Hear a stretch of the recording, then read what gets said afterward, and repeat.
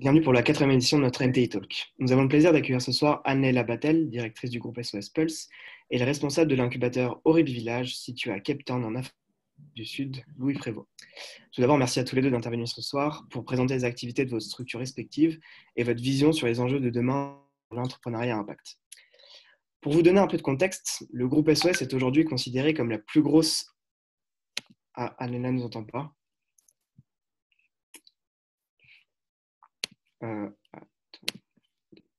J'ai été coupé. Anne-Laila, tu nous entends ou pas? Peut-être sur Elle a quitté, je viens de la réaccepter dans la réunion, donc okay. Je pense que ça va s'arranger. Oui, vas-y, excuse-moi, Félix. Ouais, non, t'inquiète, pas de souci. Est-ce que Anne-Laila, tu nous entends ou pas? Oui, je vous demande pardon. Je pense que j'ai fait des mauvaises manipulations. Je vous entendais plus de 2 fois de suite. Je vous ai fait me faire réaccepter 3-4 fois dans la réunion. Pas de souci. C'est bon, je vous entends parfaitement. Où est-ce que j'en étais? Donc, pour vous donner un peu de contexte, le groupe SOS est aujourd'hui considéré comme la plus grosse entreprise sociale et solidaire française, voire même européenne. Fondée en 1984 par 4 associations, elle a pour ambition de démontrer que l'activité économique peut être compatible avec l'intérêt général. Cette conviction forte de l'entrepreneuriat social s'est matérialisée au travers des actions du groupe qui recherchent des modèles économiques viables avec pour finalité la maximisation de l'impact social, sociétal et environnemental. Groupe SOS Pulse fait partie de l'une des 8 filiales du groupe SOS et est chargé de coordonner l'action internationale de la structure. Ils sont aujourd'hui présents dans 11 pays au travers de 4 lieux d'incubation. Bidaya, à Casablanca, le Labès, situé à Tunis, l'unité française Le Comptoir, qui officie à Montreuil, et donc Oribi Village au Cap. Oribi Village est un incubateur qui accompagne les entrepreneurs sur leurs projets à impact.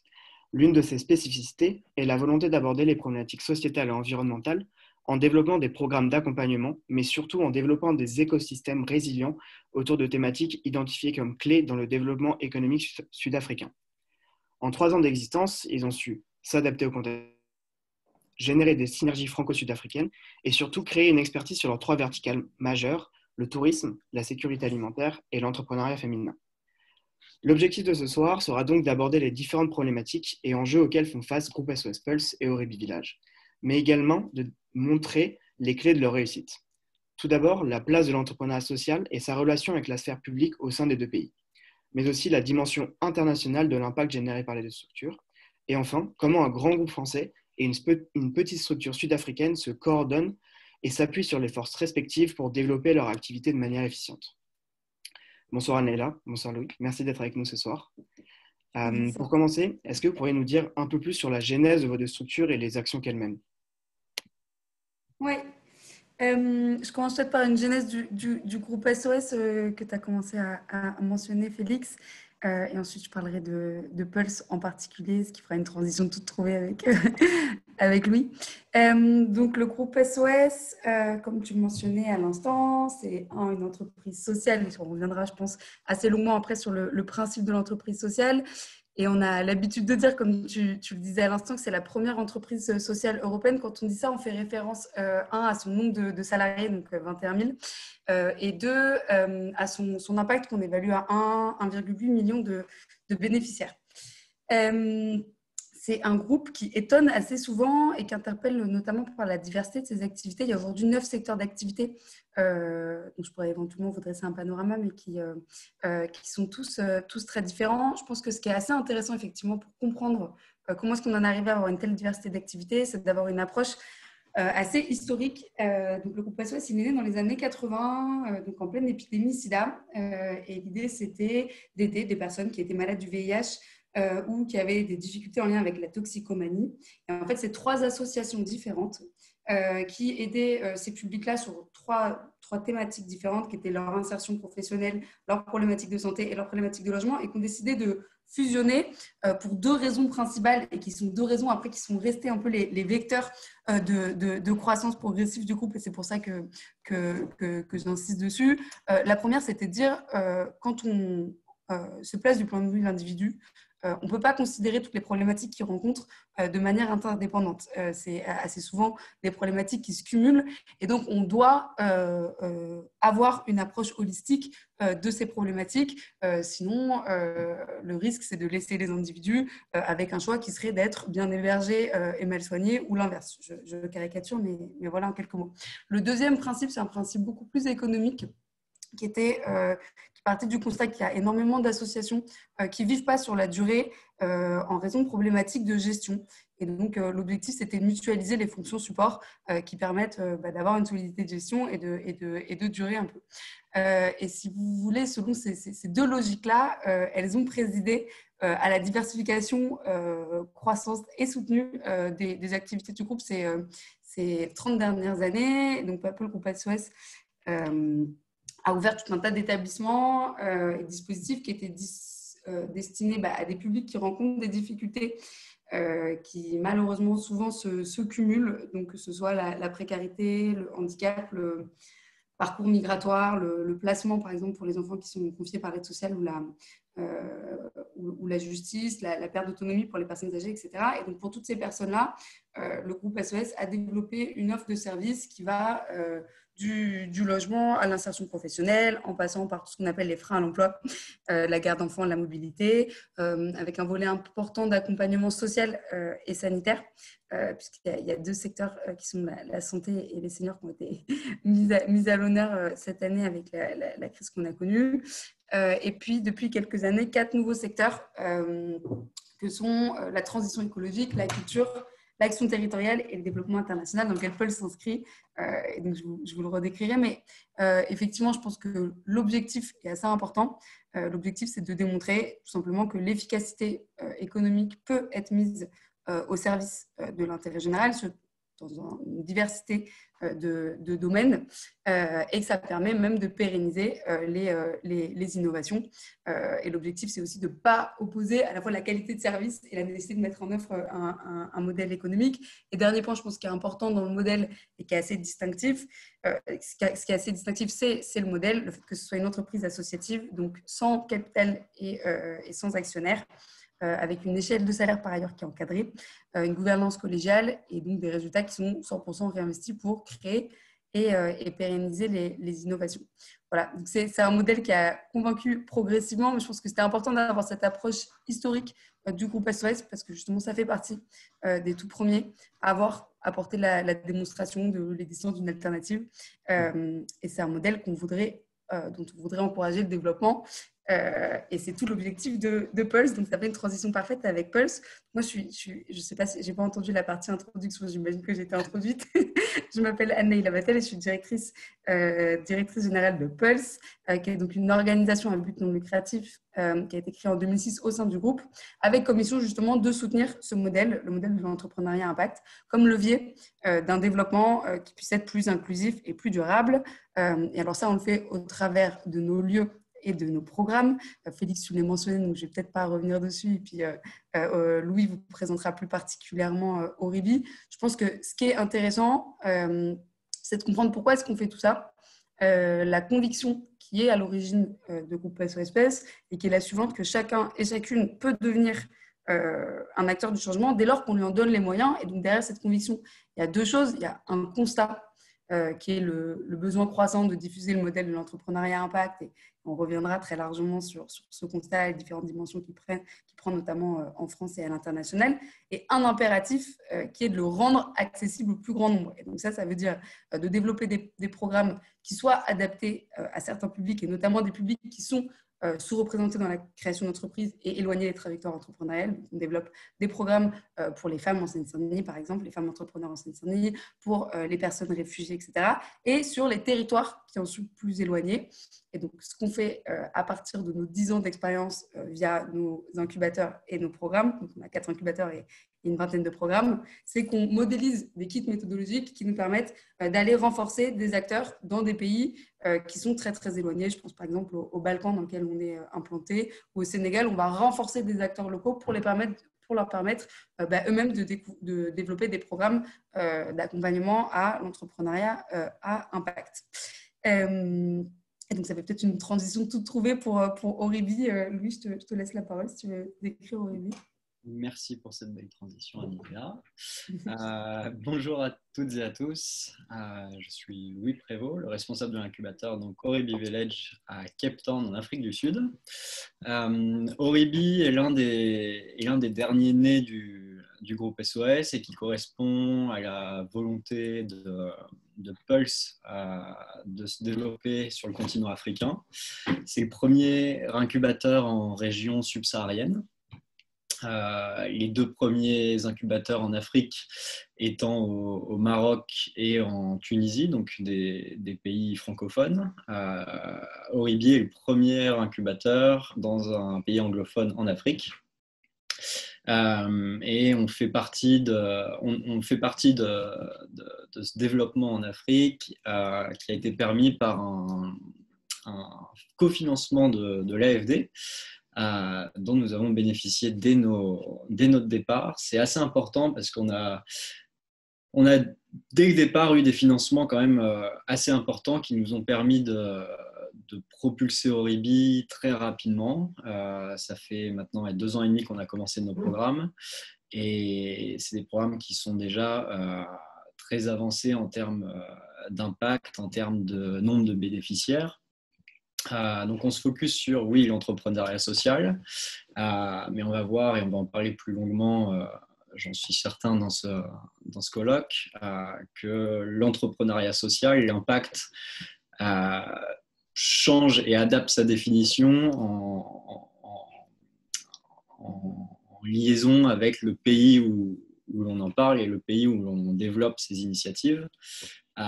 Parler d'impact, parler d'inclusion, parler de développement social ou économique en Afrique du Sud, c'est pas la même chose que de parler de développement d'impact au Maroc, c'est pas la même chose que de parler de développement d'impact en France. La force du groupe SOS et la force de Pulse, c'est de comprendre ces différences et de nous offrir la possibilité d'adapter nos stratégies de développement au niveau local et d'adapter nos programmes au niveau local. Donc, on a quand même énormément de liberté en ce qui concerne le choix de nos programmes, la définition de nos programmes, la définition de nos stratégies, tout en ayant un support de Pulse et du groupe SOS. En ce qui concerne Oribi, on a développé des programmes tout d'abord d'incubation. Donc, c'est les premières phases de développement de l'entrepreneur, de la start-up. On part de l'idéation et on arrive jusqu'à un stade de ce qu'on appelle l'investment readiness, qui est juste avant l'accélération, juste avant l'approche au financement. On a commencé par des programmes un peu génériques à accepter et à rendre accessibles des programmes d'incubation à des populations défavorisées. En Afrique du Sud, il faut savoir qu'il y a plus de 18 millions de personnes qui vivent sous un seuil de rémunération de 200 €. On atteint des sommets en termes de chômage, à près de 40% de chômage maintenant en 2021. Donc effectivement, c'est un pays qui a besoin d'inclusion, qui a besoin d'impact. C'est un pays qui sort de l'apartheid. La ségrégation a terminé en 1993. Donc la question d'accès, la question d'inclusion est très très importante. Comment donner accès à des personnes qui n'ont pas connu l'éducation, qui pour la plupart n'atteignent pas le niveau du collège. Donc nos programmes ont commencé sur de l'incubation et vraiment sur une approche de l'entrepreneuriat social pour ces populations défavorisées. On s'est vite rendu compte qu'on avait tout intérêt à thématiser nos programmes sur des aires qu'on a identifiées comme prioritaires en fonction du contexte socio-économique du pays.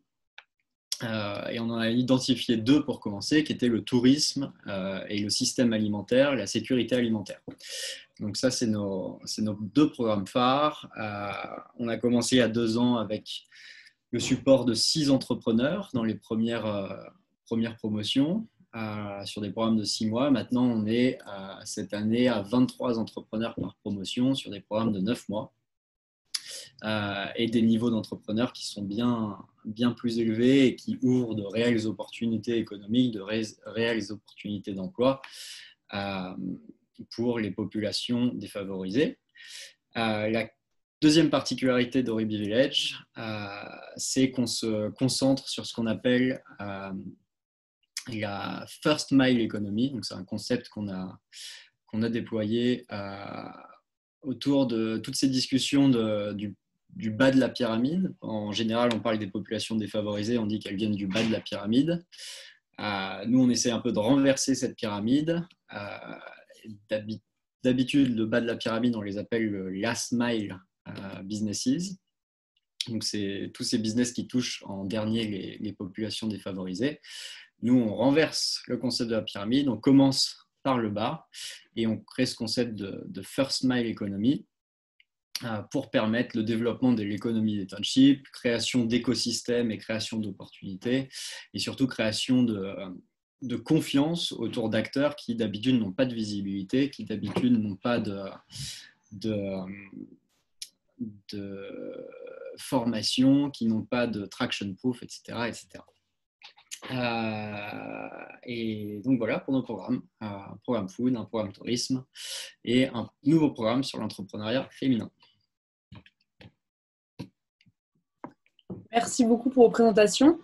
Pour rentrer un petit peu plus dans le vif du sujet, on entend beaucoup parler de tout ce qui est métier de l'entrepreneuriat social, de l'innovation sociale, mais aussi de l'économie sociale et solidaire.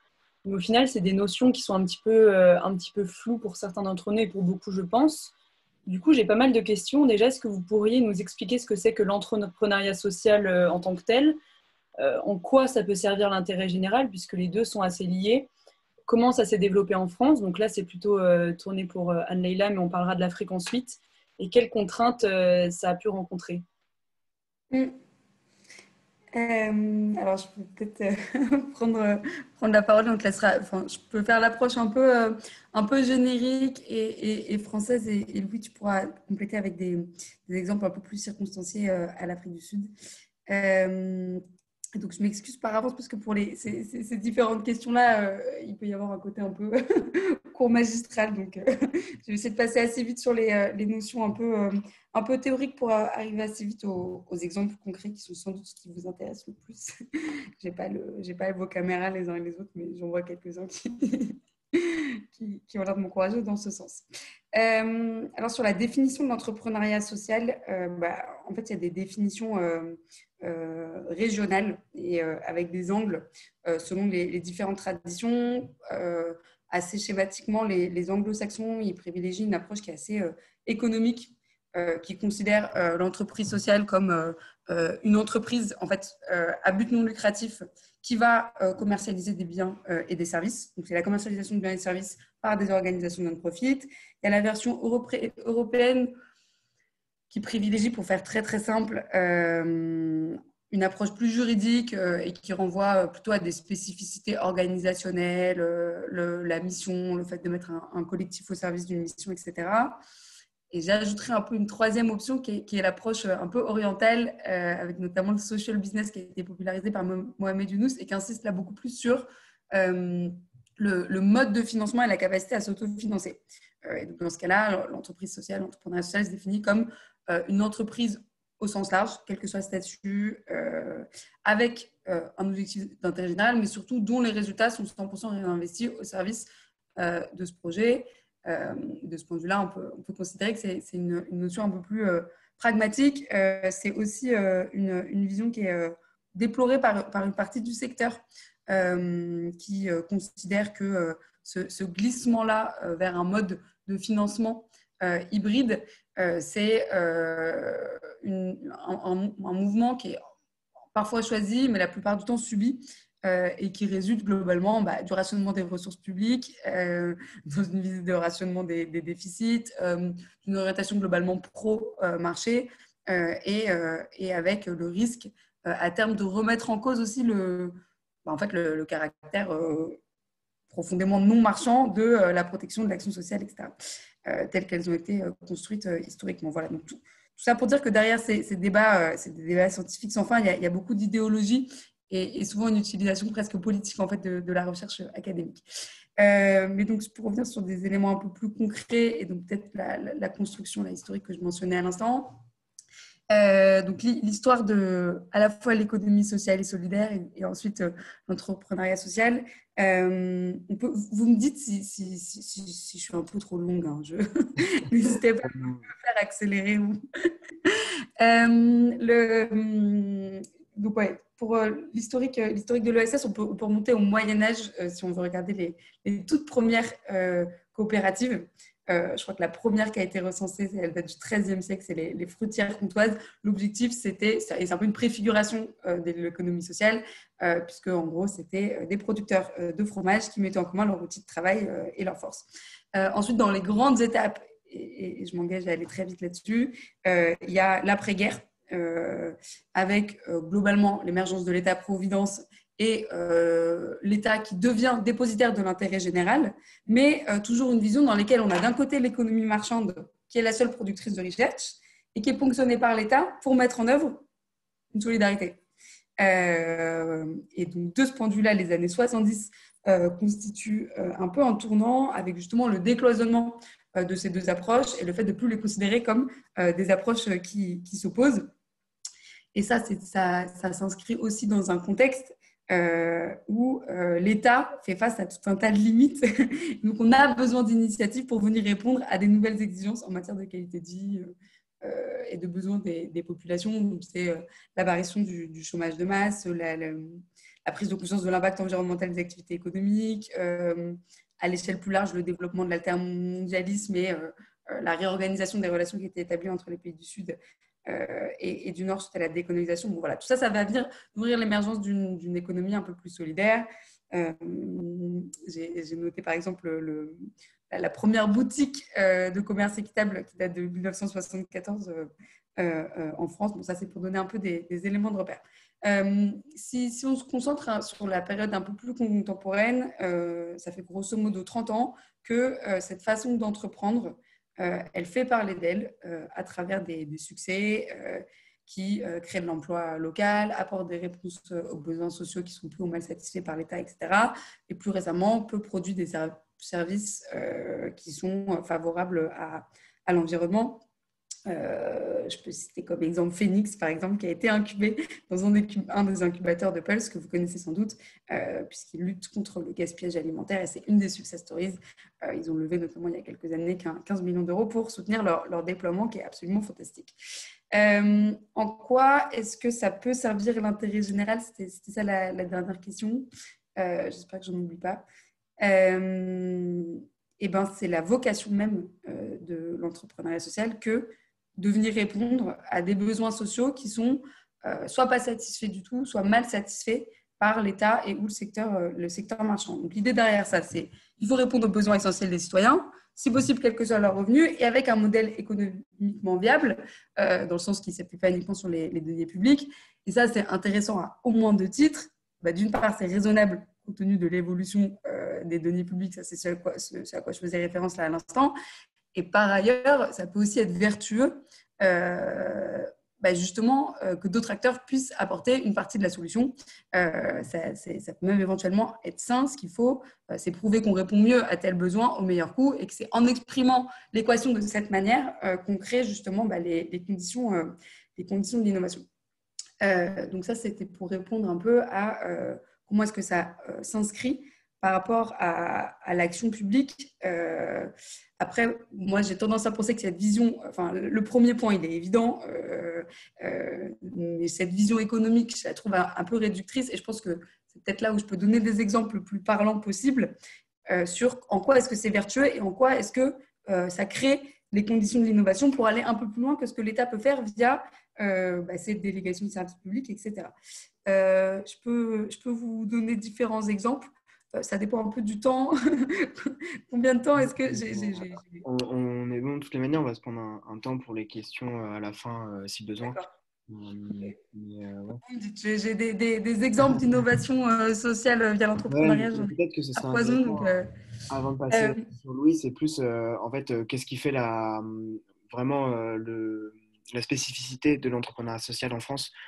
Tu parlais notamment de enfin, on voit beaucoup de modèles associatifs qui passent comme dans la partie plutôt rentabilité, en ouais. développement des nouveaux modèles économiques.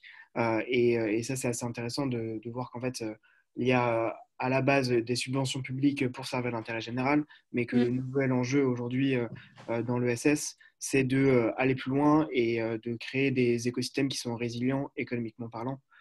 Et peut-être que c'est ça un peu la spécificité qui différencie avec l'Afrique du Sud, dont on verra après. Peut-être que tu peux nous en parler un peu. Ouais. Du coup, est-ce que vous voulez que ouais, non, c'est exactement ça. Je peux donner différents exemples à la fois des entreprises sociales qui viennent répondre à un besoin avec un modèle économique qui ne s'appuie pas complètement sur les données publiques. J'ai des exemples, je pense peut-être que ça peut illustrer un peu cette conversation qui est assez théorique jusque-là. Comment est-ce que ça peut venir compléter ce que fait l'État via la délégation de services publics. Je vais donner quelques exemples français, peut-être qu'après je laisserai la parole à Louis parce que j'ai beaucoup parlé. Donc répondre à un besoin avec un modèle économique, l'exemple typique c'est l'insertion par l'activité économique. Je ne sais pas à quel point vous êtes familier de ce modèle-là. Donc c'est des entreprises classiques qui vont partir du constat que les personnes qui ont été éloignées de l'emploi pendant longtemps, elles vont développer tout un tas de difficultés qui peuvent être résolues que par la remise en emploi. Je pense là, par exemple, à tout ce que je mentionnais tout à l'heure, la mobilité, la garde d'enfants, le logement, etc. Donc, concrètement, il faut les remettre en emploi pour pouvoir résoudre toutes ces difficultés. Et donc, c'est des entreprises classiques qui vont recevoir une aide de la directe pour accueillir ces personnes éloignées de l'emploi et les aider à résoudre toutes ces difficultés que je mentionnais là. Ce qui est assez intéressant, c'est qu'il y a de plus en plus d'études qui sont venues évaluer justement l'intérêt du point de vue de la collectivité, du point de vue de l'État de ce type de dispositif. C'est le cas par exemple d'Acta Vista, qui est une de ces structures d'insertion qui fait de la restauration de monuments et de bâtiments qui sont classés au patrimoine avec des techniques de restauration traditionnelles et durables, mais qu'importe. Ce qui est intéressant, c'est qu'ils ont prouvé que le coût évité des contrats via Acta Vista, donc il y a un coût pour la collectivité qui est de prendre en charge cet accompagnement social pendant le travail en entreprise d'insertion. Et en face de ça, il y a des coûts évités que sont la plus faible prise en charge sociale et les coûts induits à long terme sur la réinsertion. L'étude là, que je mentionnais sur Acta Vista, elle montrait que l'impact net pour les collectivités, il est par contrat entre 6 et 10 000 euros, donc pour des contrats de 6 à 12 mois. Et concrètement, quand on prend par exemple là l'ensemble des contrats d'Acta Vista, ça représente un impact total de entre 2 et 3 millions d'euros. Et donc ça, c'est pour 300 contrats. Vous pouvez le multiplier à l'échelle de l'ensemble des salariés en insertion qui représentent 180 000 personnes à l'échelle française. Vous voyez un petit peu l'impact de ces dispositifs. Donc ça, c'est un exemple de comment est-ce qu'on peut répondre à un besoin avec un modèle économique qui ne s'appuie pas uniquement sur les données publiques, puisqu'il y a une aide pour cet accompagnement social, mais sinon, c'est des entreprises classiques qui ont un modèle économique classique. Le restaurant, par exemple, qui est sur la place de la République, que vous connaissez peut-être, c'est un restaurant d'insertion. Les salariés qui sont dedans sont d'insertion. Donc, c'est un restaurant tout à fait classique. Voilà. Un autre exemple, c'est comment est-ce que l'entrepreneuriat social permet de compléter ce qui se fait dans les établissements médico-sociaux qui sont financés à 100% par les collectivités ou l'État. Et là, l'exemple dont je voulais vous parler, c'est les lits halte soins santé. Donc là, c'est des structures médico-sociales qui offrent une prise en charge d'hébergement à des personnes qui sont sans domicile, qui ont des problèmes de santé, mais qui ont des problèmes de santé qui sont bénins et qui ne nécessitent pas tout à fait une hospitalisation. Donc l'objectif, c'est d'avoir un suivi thérapeutique et un accompagnement social, mais en gros dans des structures qui sont un peu moins médicalisées que des hôpitaux. Et là aussi, la différentielle entre les deux, il est considérable, puisque l'hébergement dans ces lits-là, il coûte 100 euros par jour, contre un hébergement qui coûte autour de 1 000 euros par jour dans les établissements. Donc ça, c'est vraiment avec une approche très collectivité, intérêt général. Dans les autres exemples que je trouve intéressants, c'est comment est-ce que les startups sociales peuvent venir dépasser la logique établissement et compléter ce qui se fait dans les établissements. Je pense par exemple à Reconnect qui a développé ce qu'on appelle le cloud solidaire. Donc, c'est une application. Je donne plein d'exemples parce que ça permet d'illustrer, hein, mais si je suis trop bavarde, n'hésitez pas à me le dire.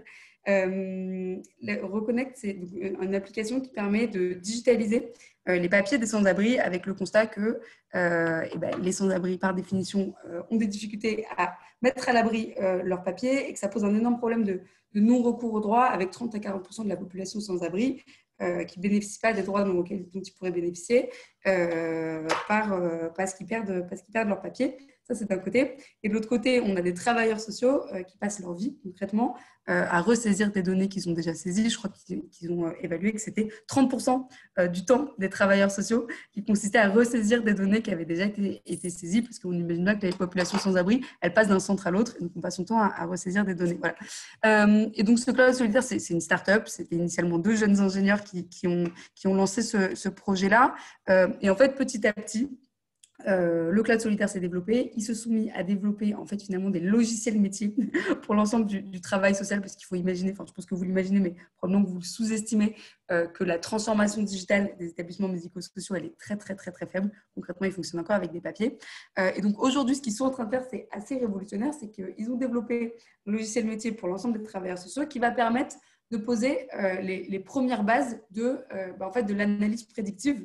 Le fait de réussir à identifier que peut-être que les personnes sans domicile fixe, après un certain âge, elles vont tomber dans tel schéma de dégradation de leur situation, etc. etc. Voilà. Donc ça, c'est comment est-ce que quel type de solution, et honnêtement, au début, c'était 2 ingénieurs dans un garage, pas très loin. Ça, c'est pour le storytelling, mais honnêtement, c'est pas très loin de ça. Peut venir un peu dépasser ce qui est possible dans les établissements. J'aurais pu vous parler aussi d'Andes, les épiceries solidaires, mais ça peut-être qu'on y reviendra une autre fois. Et peut-être dernier exemple, c'est, je dirais, de plus de l'innovation pure, c'est prendre des paris complètement fous à partir de ce que j'appellerais des intuitions plus qu'autre chose. Et là, je pense particulièrement à l'initiative 1000 cafés, dont vous avez peut-être entendu parler. L'idée de 1000 cafés, c'est de remettre des cafés dans les villages de moins de 3000 habitants. Avec le constat qu'il y a, je crois, 30% de la population française qui vit dans des communes de moins de 3000 habitants et qu'il y a 60% des villages dans lesquels il n'y a plus de café. Cette initiative 1000 cafés, elle a été lancée par le groupe SOS il y a un peu plus d'1 an, dans un contexte qui était le contexte des Gilets jaunes, avec l'idée, et c'est là où je parle d'intuition, qui est que derrière les revendications sociales qui étaient mises en avant par les Gilets jaunes, il y a aussi et sûrement en fait juste de la solitude, que si les gens s'accrochaient au rond-point comme ils l'ont fait, c'est sans doute parce qu'ils n'avaient pas d'autres lieux de convivialité. Donc c'était comment est-ce qu'on remet des lieux de convivialité, donc créer des cafés avec ensuite une approche multiservice, des services publics, des services, ça me fait penser à ce que tu disais Louis tout à l'heure sur le coup du dernier kilomètre, comment est-ce que concrètement on fait en sorte que les services viennent aux gens si les gens ne vont plus au service public.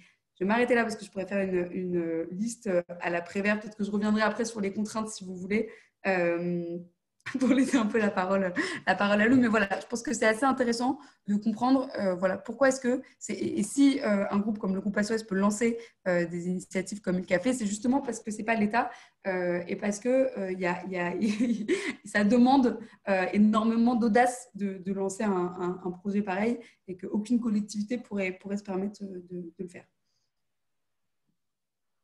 Merci beaucoup Anne-Leïla. On va te laisser la parole. Louis aussi, si tu pouvais un petit peu nous parler de toutes vos initiatives que vous mettez en place, comment est-ce que l'entrepreneuriat il arrive à s'articuler avec l'intérêt général.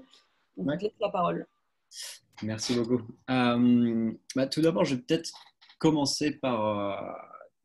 Anne-Leïla a donné plusieurs définitions de l'entrepreneuriat social et je pense que c'est important de savoir se situer par rapport à ces définitions, et pour savoir se situer par rapport à ces définitions, il faut se poser la question: qui est dépositaire de l'intérêt social?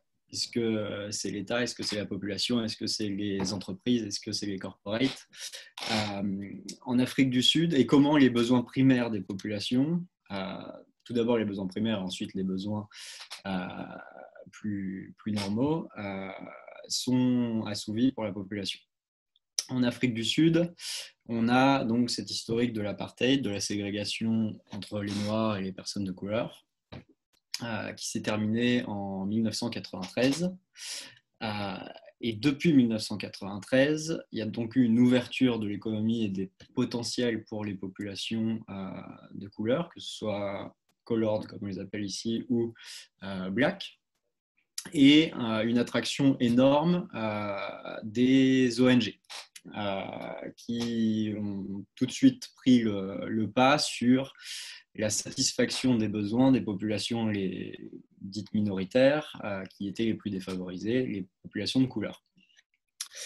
En face de ça, le gouvernement a mis en place une série de mesures de discrimination positive,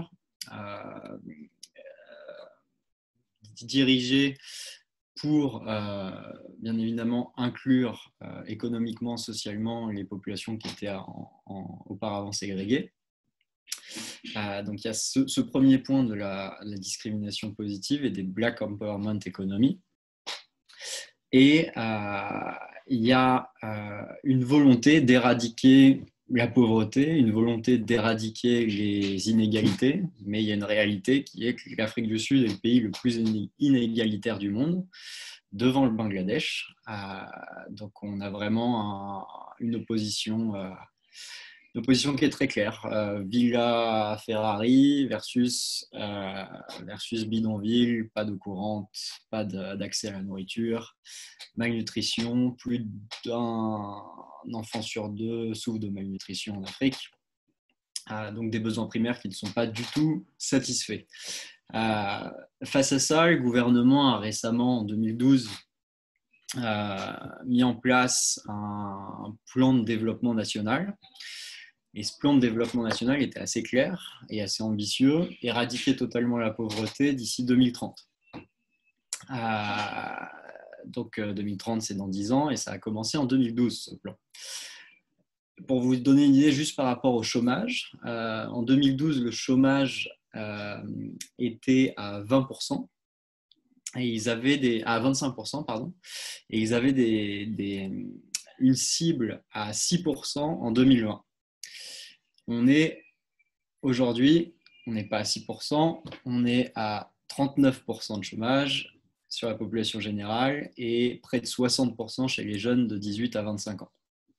Donc des cibles qui ne sont pas du tout atteintes par le gouvernement. Pourquoi ? Parce qu'il y a énormément de corruption. Pour vous donner une idée, par exemple, les salaires des employés publics ont vu une augmentation de 40% sur les 10 dernières années, au-dessus de l'inflation.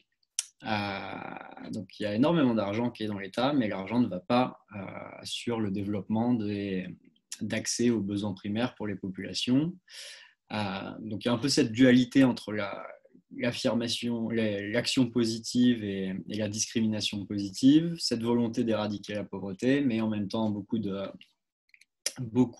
barrières à l'entrée, de la corruption, très peu d'infrastructures et un État qui est très clairement à la ramasse par rapport aux besoins réels des populations.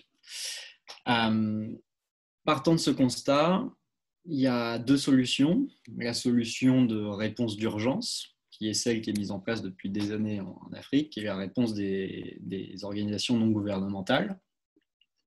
On a des exemples très clairs pendant la crise du Covid. Il y a énormément par exemple, nous on travaille sur la sécurité alimentaire et l'accès à la nourriture. Il y a énormément d'ONG qui se sont mises en place sur la distribution de repas pour s'assurer qu'il y a un accès au repas, mais c'est de la solution au jour le jour, d'urgence, qui ne permettra jamais au pays de se reconstruire économiquement, de se reconstruire socialement. Il y a une deuxième solution qui est l'entrepreneuriat social. Et c'est ce que disait Félix. Nous, on s'est vraiment concentré chez Oribi à réfléchir comment créer une réponse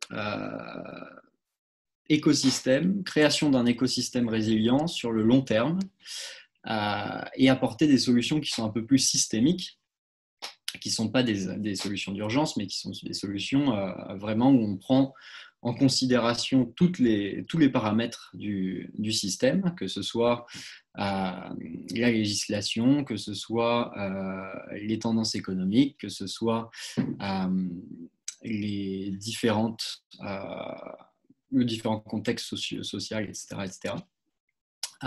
Et on a décidé donc de s'atteler à développer un écosystème résilient sur des thématiques spécifiques. L'un étant le système alimentaire et la sécurité alimentaire.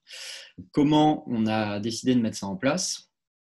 On s'est entouré tout d'abord d'experts, bien évidemment, en système alimentaire et en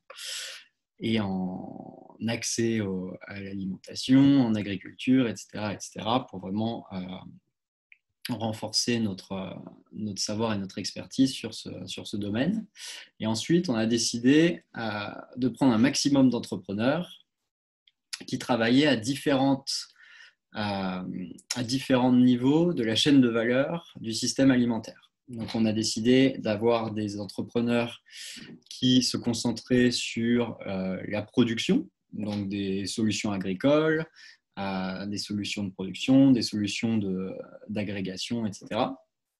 On a décidé de se concentrer sur des solutions de distribution et de logistique. Une fois que la nourriture a été produite, comment on s'assure qu'il y a des chaînons de distribution, des moyens de transport vers les populations qui en ont besoin. Donc, comment créer de l'accès après la production. Il faut savoir on manque pas de nourriture en Afrique du Sud.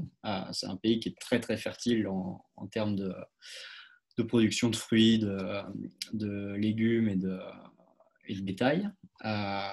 Le seul truc, c'est qu'une fois que c'est produit, c'est des grandes entreprises, des grands corporates qui aspirent tous les producteurs et qui les revendent dans les villes. Donc principalement, c'est des fermiers qui viennent des communautés, qui viennent des espaces ruraux, qui produisent de la nourriture, et cette nourriture est envoyée vers les villes. Donc, personne dans l'espace rural ne bénéficie de cette nourriture.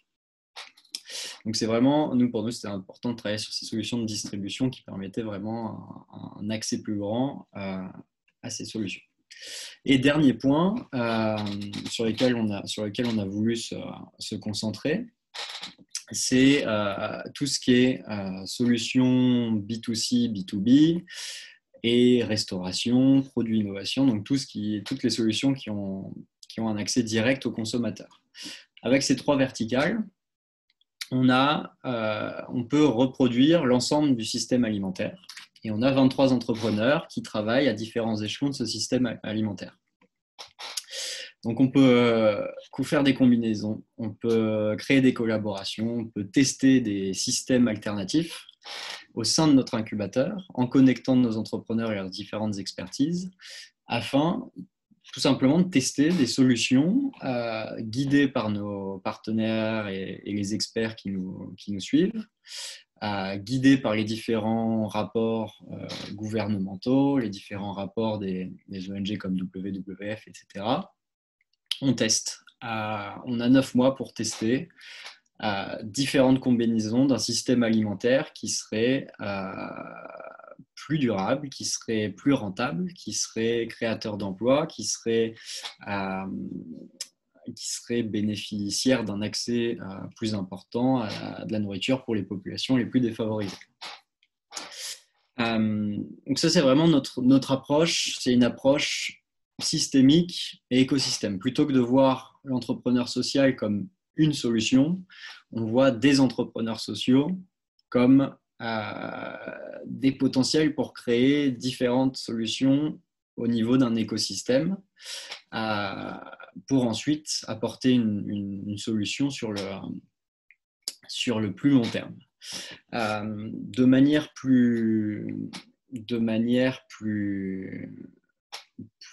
précise, si vous voulez, il y a quelque chose qui est très important à comprendre en Afrique du Sud, c'est qu'il y a une dualité économique entre ce qu'on appelle l'économie formelle qui est toute l'économie qui est légiférée, donc vraiment les business classiques, tous ces corporates classiques que vous connaissez, les restaurants classiques que vous connaissez, ils sont enregistrés légalement, ils payent leurs taxes et tout se passe bien. Cette partie de l'économie en Afrique du Sud, c'est la partie émergée de l'iceberg. Et la partie immergée de l'iceberg, c'est l'économie informelle, qui est le jeu de toutes les populations défavorisées. Ça représente près de 20% du PIB du pays. C'est pas du tout taxé, c'est pas du tout formalisé, il n'y a pas du tout de visibilité sur cette économie-là, mais ça a un potentiel absolument énorme pour le développement du pays, pour l'accès à l'emploi pour les populations qui sont défavorisées. Et nous, comment on a souhaité vraiment débloquer le potentiel de cette économie informelle, c'est justement par cette vision écosystème et ce que je vous disais au départ, comment renverser la pyramide, comment faire de cette économie du dernier kilomètre l'économie du premier kilomètre, et partir du principe que ce qu'on dit, c'est doing good is a business. On peut se détacher de cette vision d'urgentisme. Cette vision urgentiste de l'action des ONG qui vont aller distribuer de la nourriture tous les jours, etc., etc. On peut se détacher de cette vision si on comprend que dans un pays comme en Afrique du Sud, faire de l'impact peut générer de l'argent. Traiter avec des populations défavorisées peut générer de l'argent et doit générer de l'argent. Pourquoi ça doit générer de l'argent? Parce que plus vous générez d'argent, plus vous pouvez créer d'emplois, plus vous pouvez réinjecter d'argent dans de nouvelles solutions et vraiment initier ce cycle tant voulu par l'État, mais qui est impossible à réaliser formellement pour nous parce que le marché formel est saturé et totalement monopolisé, on peut dire comme ça, de par les grands industriels. Et donc, du coup, toute cette partie immergée de l'iceberg ne peut pas faire face. Pour nous, si ce n'est la seule et unique solution, c'est l'entrepreneuriat social et vraiment avoir une nouvelle façon de voir l'économie, traiter avec l'économie informelle, traiter avec les petits acteurs, jouer sur un principe d'agrégation. Il y a aussi cette notion qui est très importante. Comment, quand on crée un business qui a attrait à l'économie informelle, qui a attrait à des populations défavorisées, quelle est la valeur de ce business? Comment attirer des financements autour de ce business? Parce qu'il n'y a souvent pas de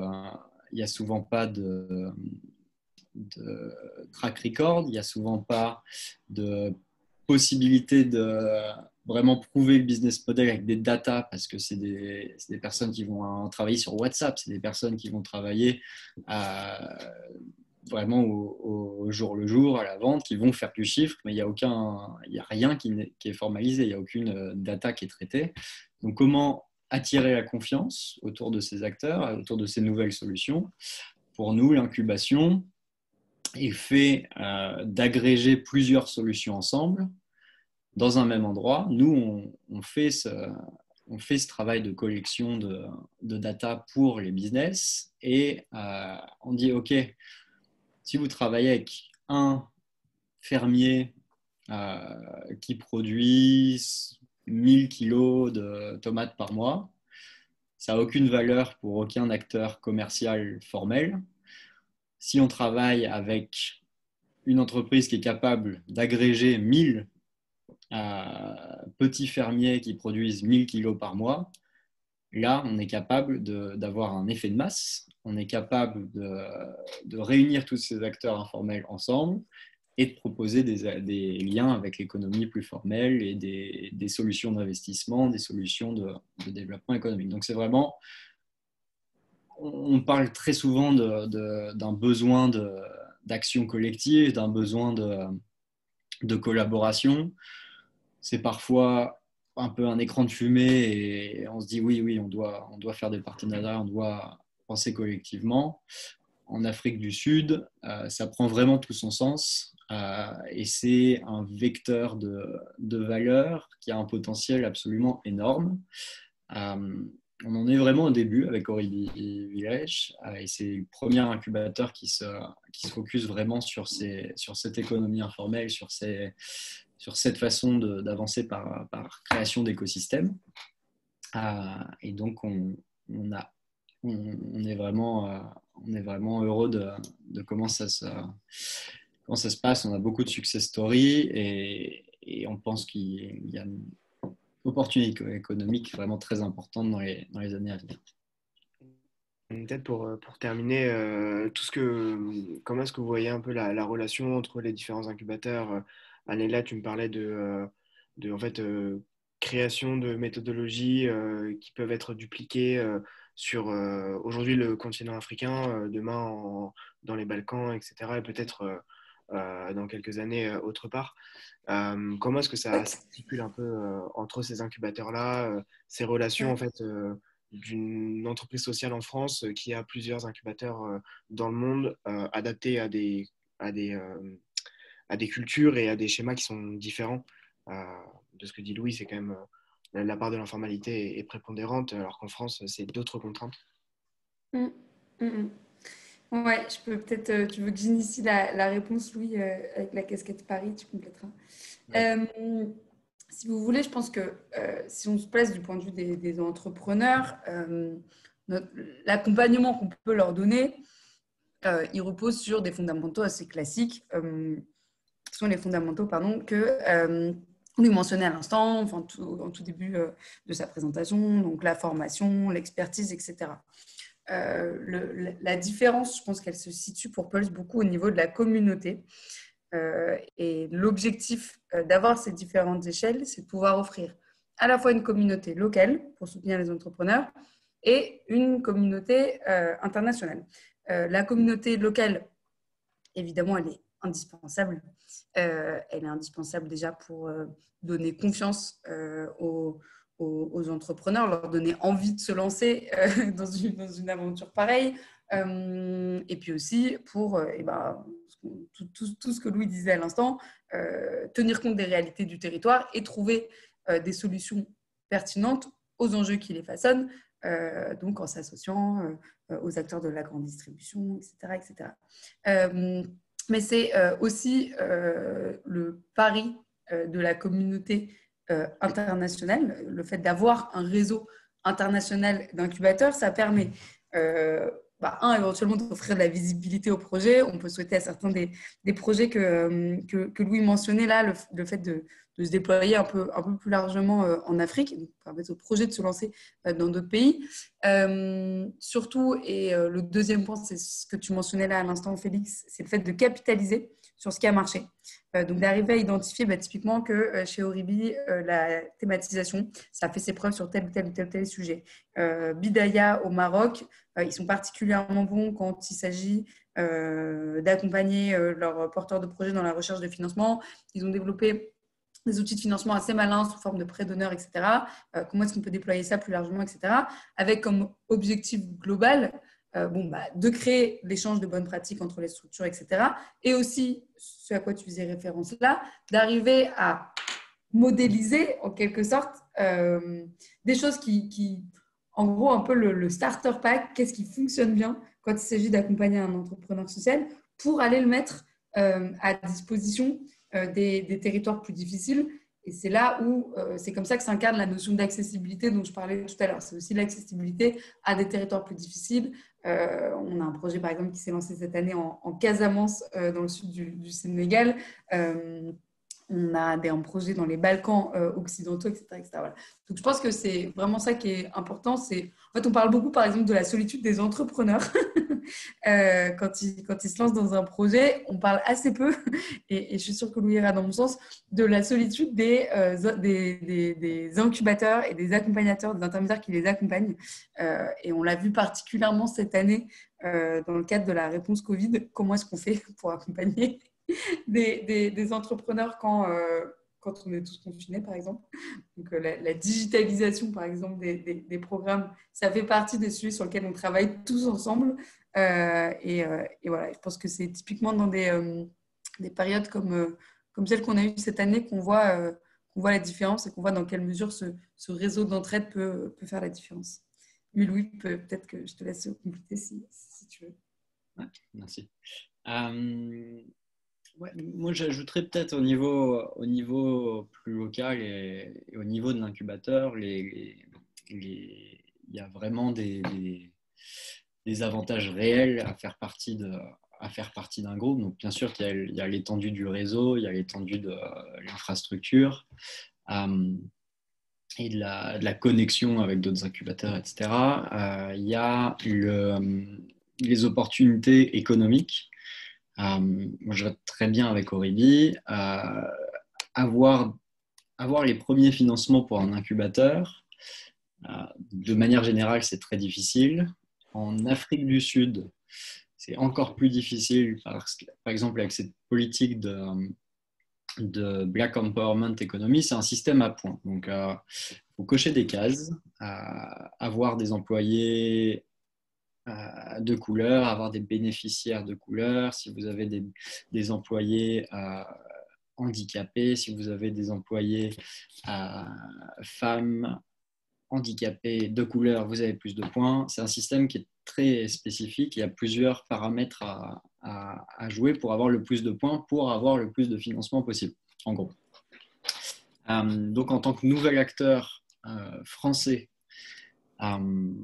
en Afrique du Sud, avoir des financements gouvernementaux ou même de grands industriels qui travaillent sur ces mêmes problématiques de points, c'est très difficile. Faisant partie du groupe, on a eu des financements dès le départ qui nous ont permis de tester notre modèle, qui nous donnent un filet de protection énorme. Ça, c'est le premier grand avantage.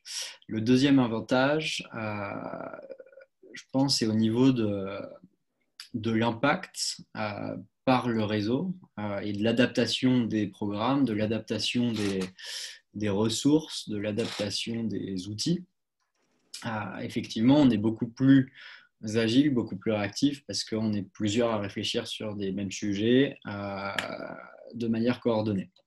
Un exemple très concret, on a notre cofinanceur principal nous a demandé de plancher sur notre stratégie d'inclusion du genre et autour de l'entrepreneuriat féminin au niveau du groupe, dans tous les incubateurs. On a donc l'opportunité là de donner nos stratégies d'impact genré au niveau local, de les regrouper au niveau du groupe et de les proposer à un cofinanceur public qui, lui, après, va financer d'autres projets et à terme pourra s'appuyer sur les stratégies que nous, en local, on a développées autour de l'impact genré. Et donc là, on peut voir que cette dynamique de groupe permet aux incubateurs locaux dans des pays différents d'influencer des stratégies au niveau global qui après impacteront d'autres projets qui seront financés ultérieurement.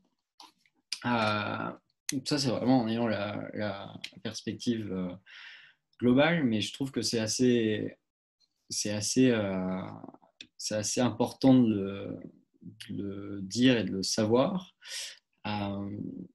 Parce que parfois on est un peu la tête dans le guidon et on travaille pour nos programmes et pour nos entrepreneurs et avoir cette perspective de groupe et cette opportunité vraiment de déployer et d'énoncer les stratégies locales au niveau du groupe pour qu'après ça ait une répercussion sur d'autres projets. c'est quand même vachement intéressant et impactant. Et dernièrement, moi, de manière purement africo-centrique, avec les incubateurs qu'il y a au Maroc, en Tunisie et plus récemment au Sénégal, je pense que c'est toujours trop tôt pour ça. Et je dirais que la relation entre les incubateurs est trop jeune pour le moment. Mais quand on voit les politiques globales des pays en Afrique, que ce soit subsaharienne ou Afrique méditerranéenne, il y a une volonté d'une création d'un État panafricain, la création d'un collectif d'États africains. Pour le moment, les opportunités économiques et les opportunités d'accès à des marchés dans des pays africains, depuis un pays africain à un autre pays africain, c'est très très compliqué. Il y a des législations pas possibles, des barrières à l'entrée qui sont énormes. Mais toutes les discussions au niveau politique sont sur une ouverture d'un continent panafricain et d'une législation panafricaine, d'une économie panafricaine. Et là, en termes de vision de groupe, on a l'opportunité avec Pulse de s'inscrire dans cette dynamique et de préparer nos programmes à un potentiel essor d'opportunités entre les pays africains, d'ouverture de marché, de programmes de soft landing entre les différents incubateurs. Donc, comment transférer un entrepreneur d'Afrique du Sud qui voudrait déployer son produit ou sa solution au Maroc, en Tunisie, etc. Et donc ça, c'est vraiment une opportunité sur le long terme, mais qui fait sens et qui pourrait avoir un impact économique et social très, très important. Merci beaucoup à vous deux pour cette entrée en matière un petit peu dans vos univers. Et donc, on va passer aux questions. Donc, on rappelle que vous pouvez poser vos questions dans le chat et on les lira, ou sinon vous demandez de prendre la parole. Donc, il y a une question de Eva Sibel qui porte sur la relation entre Oribi et SOS Pulse. Et elle demande est-ce que les programmes d'accompagnement sont co-construits entre les deux structures ou les incubateurs comme Oribi sont indépendants dans leur stratégie et l'élaboration des programmes, étant donné les besoins et orientations différents et spécifiques au contexte de chaque région, pays. Merci beaucoup. Ça rejoint un peu ce qu'on disait jusque-là, ce qu'on a pu dire là, la dernière intervention avec Louis. Évidemment que les programmes, ils doivent être adaptés. Ils doivent être adaptés au contexte, ils doivent être adaptés aux porteurs de projets en ciblant spécifiquement je sais pas, les freins spécifiques que peuvent rencontrer, par exemple, les populations colored, femmes en Afrique du Sud, etc. Cela dit, il y a quand même un dénominateur commun de modules qui peuvent exister dans chacun de nos programmes. Comment construire un business plan, le B.A.B.A. Enfin voilà, tout ce qui relève du B.A.B.A. de comment est-ce que je passe d'une idée à la concrétisation d'une idée.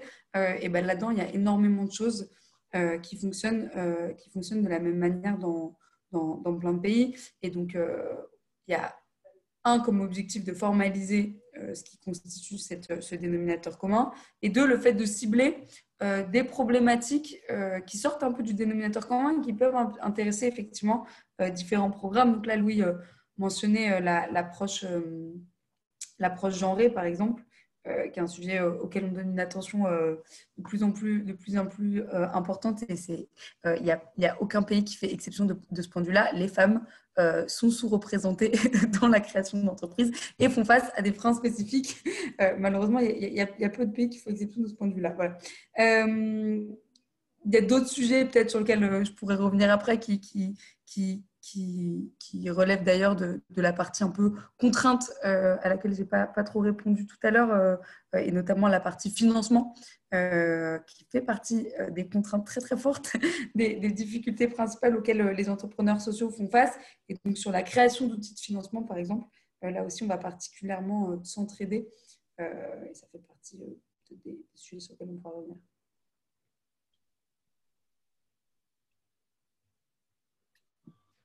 Merci. On a Alice qui lève la main. Alice, si tu veux prendre la parole. Oui, merci. Bonsoir. Et déjà, je m'excuse parce que j'ai un problème avec ma caméra. Mais j'avais une question parce que j'étais très intéressée par les différentes activités que vous meniez. Et j'ai vu notamment qu'en entrepreneuriat social, vous utilisez notamment les services civiques pour mener ces actions. Et du coup, j'avais une question par rapport.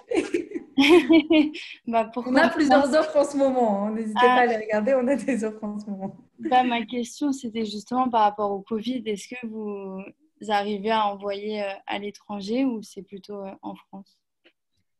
Ça Félix, tu dépend. veux répondre? Oui, c'est ça, une expérience assez personnelle. J'ai ouï dire